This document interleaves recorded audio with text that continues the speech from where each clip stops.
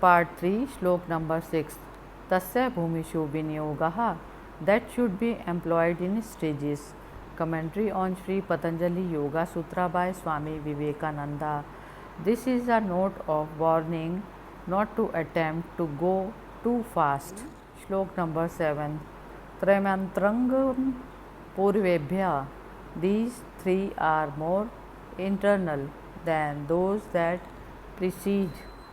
Commentary on Sri Patanjali Yoga Sutra by Swami Vivekananda. Before these, we had the Pratyahara, the Pranayama, the Asana, the Yama, and Niyama. They are external parts of the three dharana, dhyana, and samadhi.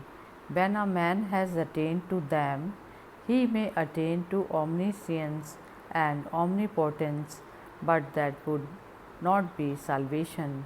These three would not make the mind nirvikalpa, changeless, but would leave the seeds for getting bodies again.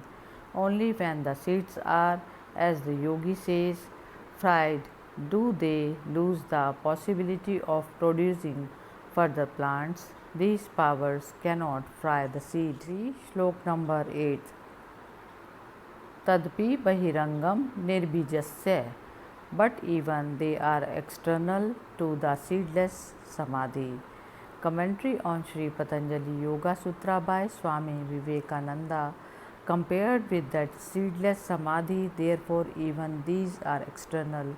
We have not yet reached the real samadhi, the highest but a lower stage in which this universe still exists as we see it, and in which are all these powers. Part 3, Shlok number 9. Vyatuthan Nirodh Sanskar Yorabhi Bhav Pradurbhavau Nirodh Shan Chinta Banyo Nirodh Parinamaha. By the suppression of the disturbed impressions of the mind and by the rise of impressions of control, the mind which persists in that moment of control is said to attain the controlling modifications.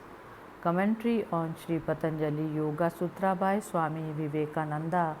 That is to say, in this first state of samadhi, the modifications of the mind have been controlled, but not perfectly, because if they were, there would be no modifications.